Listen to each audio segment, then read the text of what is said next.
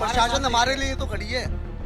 अगर पुलिस हमारे साथ गलत करती तो पुलिस वालों को बोलते हैं, वो पूरा बोलने आओ जाओ कोई दिक्कत थोड़ी ना। बस ये है कि जो उनको दी जा रही है कि हाँ इस टाइम से यहाँ तक निकलना, दुकान लगवा रहे हैं, हमारी रोज खाने कमाने वाले हैं, दुकानें भी लगवा रहे हैं, कोई दिक्कत वाली बात नहीं। भारी लोग यहाँ की शोभा यात्रा में क्या कर रहे हैं? ये दंगा भड़का नहीं तो आए थे। आप एक बार बताओ, शोभा यात्रा में हथियारों का क्या काम? हथियार लेके शोभा यात्रा क्यों निकाली गई? मंदिर के सामने से 3 बारी क्यों निकला गया? तो ये बुलडोजर चलना बहुत जरूरी था। आज इस गंदगी की सफाई करनी बहुत जरूरी थी। गंदगी सफाई हुई, किसी घर नहीं टूटा, किसी की दुकान नहीं टूटी, सिर्फ रोड साफ हुआ है। नमस्कार, मैं अनूपुर और आप देख रहे हैं नेशनल दस्तक। इस वक्त मैं मौजूद हूँ न्यू दिल्ली के जहांगीरपुरी इलाके में, जहाँ पर लगातार 3-4 दिनों से धार्मिक भावनाओं को ठेस पहुँचाने की खबरें आ रही हैं। जिस तरह से दंगे की खबरें आई थी हिंदू मुसलमान के बीच में, आज यहाँ पर बुलडोज़र चलाया गया है और इसीलिए आज नेशनल दस्तक यहाँ पहुँचा है। आइए यहाँ का जायज़ा करते हैं क्या हुआ है एग्जैक्टली। आप पीछे देख सकते हैं, मेरे कैमरामैन दिखाएंगे आपको किस तरह से पुलिस की तैनाती हो रखी है, और मैं आपको वो जगह भी दिखाऊंगी जहाँ पे बुलडोज़र चला करके यहाँ के लोगों के घरों को ढाया गया है। ये आप देख सकते हैं बुलडोज़र यहाँ पर वापस आया है।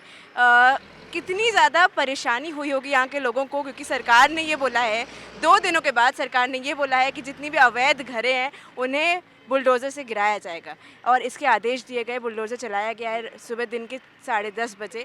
आप देख सकते हैं पुलिस पूरी तरह से तैनात है, सारे फोर्स आए हुए हैं ताकि यहाँ पर कोई भी घटना इस तरह की ना घटे, लेकिन बुलडोज़र चला दिया गया है। इस तरफ आप देख सकते हैं कि बुलडोज़र चलाया गया है। ये घर था जिसे ढा दिया गया है। कितनी ज़्यादा दुख की बात है, जो यहाँ पर लोग रह रहे होंगे उन्हें कितनी परेशानी हुई होगी, आप इसका अंदाज़ा लगा सकते हैं इस दृश्य को देख करके। आइए यहाँ पे लोगों से बातचीत भी करेंगे और देखेंगे कि क्या क्या हालात है यहाँ कर के, और चलिए लोगों से बातचीत करते हैं। क्या माहौल है, क्या हो रहा है, क्या वाकई जो मीडिया दिखा रही है, जो मेन स्ट्रीम मीडिया जो दिखा रही है खबरें, क्या वाकई उसमें सच्चाई है, कितनी सच्चाई है, वो यहाँ के लोगों से बातचीत करके पता करते हैं कि क्या हुआ है वास्तव में। चलिए यहाँ के लोगों से बातचीत। तो क्या ये अवैध रूप से बनाया गया था? नहीं, अवैध नहीं, ये तो ऐसे अवैध तो है ही ये चीज़। ये अवैध है? हाँ, अवैध है ये। अच्छा, तो मतलब सरकार का जो आदेश सरकार के आदेश से सफाई होती रहती है इस रोड पे। अच्छा, बार बार होती है, हर महीने में 15 दिन में होती रहती है। तो मीडिया जो कह रही है कि पत्थर फेंके गए, उस पर क्या कहेंगे? जिन्होंने पत्थर फेंके गए मैम, तो वो लोग बताएंगे ना, हम थोड़ी ना बता सकते हैं इस चीज को। तो आप भी तो यहाँ के रहने वाले हैं। तो रहने वाले, हमारी पैदाइश यहाँ की है, मेरे फादर खड़े हैं, भाई हैं, सारे जने हम सिविल लोग में रहते हैं। हम यहाँ की बात कर सकते हैं सिस्टर, हम वहाँ की बात नहीं। ये मुसलमान का घर है, सब भाईचारा। जैसे कि हम हिंदू हैं, यहाँ पर इनका चिकन, हम लोग हिंदू हैं, ये मोमडन है, बड़े भाईचारे से रहते हैं, बड़े प्रेम से रहते पाली जाती है, हैं। कोई कुछ ऐसी गायें बात पाली जाती हैं यहाँ पर, इनकी चिकन की दुकान है। यहाँ तो ऐसा कोई विवाद है ही नहीं। तो ये कैसी खबरें दिखाई जा रही हैं टीवी पे? तो अलग ही खबरें दिखाई जा रही है, तस्वीर बिल्कुल अलग है टीवी पर। आप देख सकते हैं कि यहाँ पर लोग कह रहे हैं कि हम हिंदू मुसलमान हैं, बिल्कुल साथ रहते हैं, हंसी खुशी रहते हैं, लेकिन टीवी पे खबरें कुछ और ही है।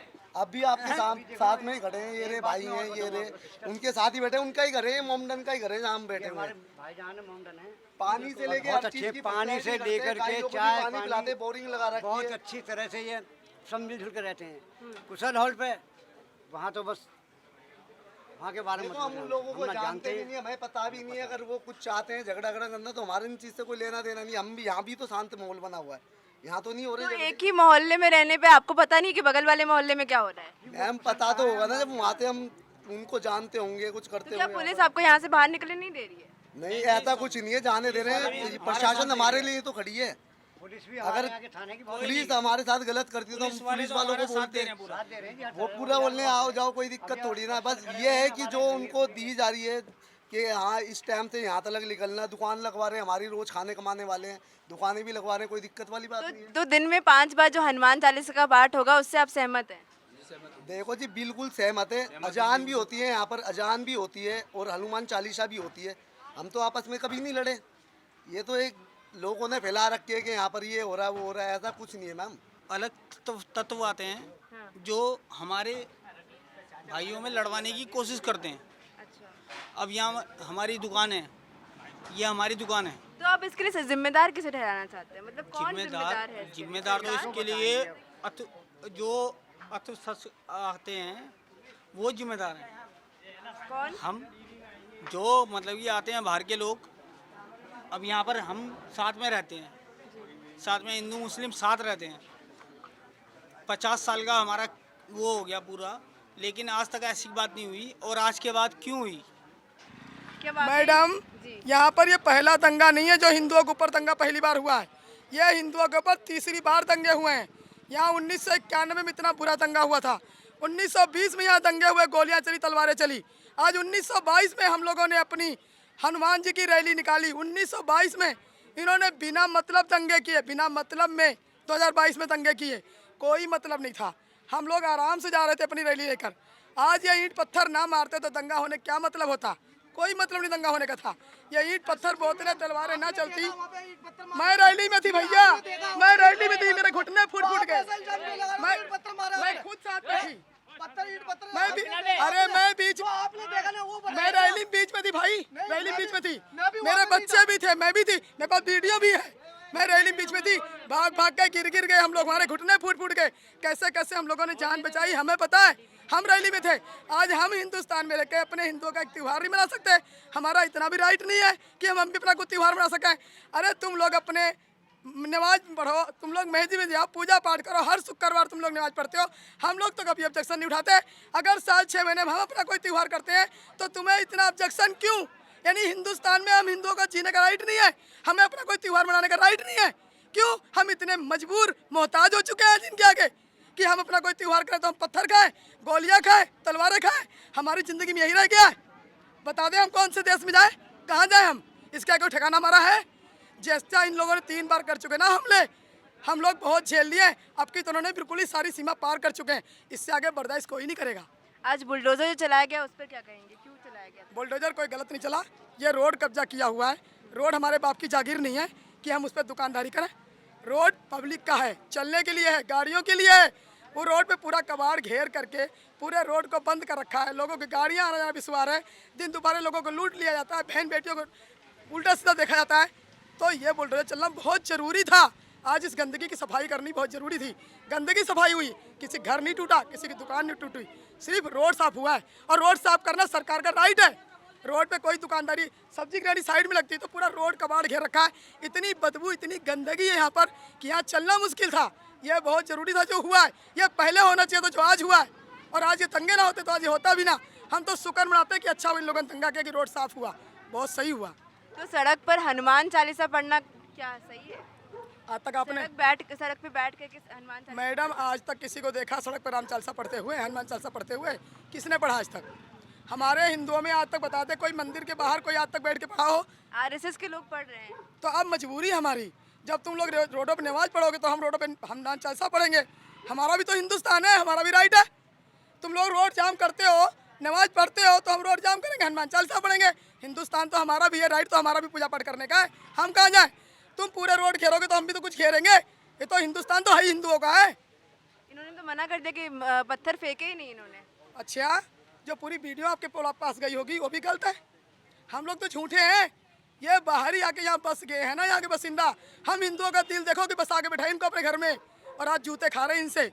ये तो सब कुछ झूठ बोल देंगे और हम सब कुछ मान लेंगे। हम तो इनका के गुलाम बन चुके हैं।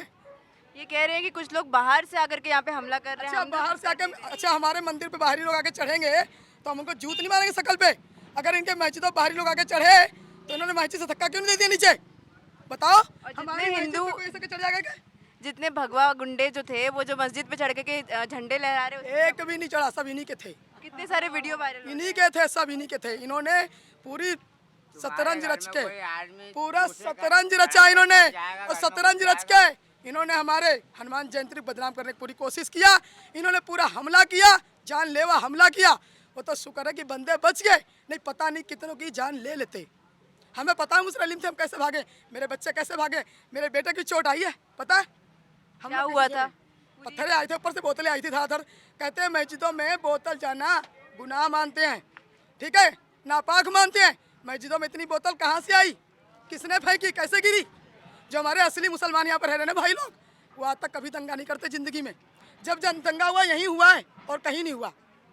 जो यहाँ के प्रॉपर हिंदुस्तानी रहने वाले हैं ना मुसलमान, कभी दंगा नहीं किया, मिलजुल के साथ खा रहे पी रहे रह रहे। जो ये बांग्लादेशी आए हैं, इन्होंने गदर बचा दी हमारे हिंदुस्तान में। इन्होंने जहाँ जहाँ वहीं जीना हराम कर रखा है। बलेश्वर डेयरी 101 पे रह रहे हैं, वहाँ भी तुम्हें दिन दोबारा लूट लेंगे।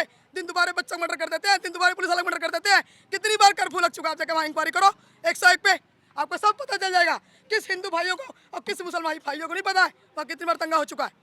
जहाँ जहाँ ये है वहीं वहीं दंगा है और इनका सफाई करना हिंदुस्तान से बहुत जरूरी हो गया है। अगर अब ना हुआ ना तो हिंदुस्तान कल भी बर्बाद है और आज भी बर्बाद है। तो योगी जी, मोदी जी चाहते हैं कि ये हिंदू राष्ट्र बने, तो आप इससे सहमत हैं? बिल्कुल सहमत हूँ, बिल्कुल सहमत हूँ। हिंदुओं का देश है तो हिंदू राष्ट्र बनना चाहिए। नहीं, देश तो सेक्युलर है, सारे मजहब के लोग रहते हैं। हिंदुस्तान है, यह हिंदू राष्ट्र बनना ही चाहिए। जब पाकिस्तान बन सकता है और उसके बाद और देश बन सकते हैं, ठीक है, तो हमारा हिंदू राष्ट्र क्यों नहीं बन सकता? आपने इनकी बात सुनी है और आप इससे सहमत है जो ये इन्होंने कहा है अभी इस वक्त कि क्या वाकई बिल्कुल सहमत नहीं।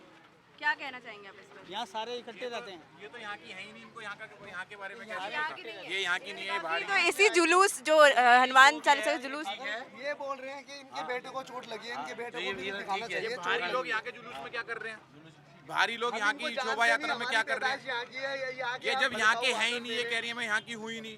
भारी लोग यहाँ की शोभा यात्रा में क्या कर रहे हैं? ये दंगा भड़का नहीं तो आए थे। मस्जिद के सामने तलवारें क्यों लहरा रहे थे, ये तो आप जवाब दीजिए। मस्जिद के सामने आने के बाद, वहाँ खड़े होने के बाद आराम से निकल जाए। आप भी त्योहार मना रहे हो, हमारा भी त्योहार है, आराम से निकल जाओ। ये है वसीम भाई और हम बचपन से साथ खेलते आए हैं, हमारा बचपन इतने बड़े हो गए, हमारा साथ में कोई क्या मुद्दा है? आखिर क्यों मुसलमानों को बदनाम करने की कोशिश की जा रही है? बिल्कुल बदनाम करने की कोशिश की जा रही है जी, ये बिल्कुल बदनाम करने की कोशिश की जा रही है। आप एक बात बताओ, शोभा यात्रा में हथियारों का क्या काम? हथियार लेके शोभा यात्रा क्यों निकाली गई? मस्जिद के सामने से 3 बारी क्यों निकला गया? तो ये हमने देखा यहाँ पर क्या लोग कहना चाह रहे हैं। जहांगीरपुरी की घटना है, यहाँ पे लोगों से बातचीत करी हमने, क्या वाकई जो टीवी पे दिखाया जा रहा है उसमें कितनी सच्चाई है, ये सब कुछ हमने देखा। ऐसी खबरों के लिए बने रहिए हमारे साथ, जुड़े रहिए हमारे साथ। इस वक्त मैं मौजूद हूँ जहांगीरपुरी में कैमरामैन आशीष के साथ। धन्यवाद। नेशनल दस्तक की आपसे गुजारिश है कि अगर इसको बचाना चाहते हैं तो नेशनल दस्तक को सब्सक्राइब करने के लिए रेड कलर के सब्सक्राइब बटन को दबाएं, फिर बेल आइकन की घंटी दबाएं। नेशनल दस्तक को बचाने के लिए बहुत जरूरी है कि हर खबर को शेयर करें, लाइक करें, कमेंट जरूर करें।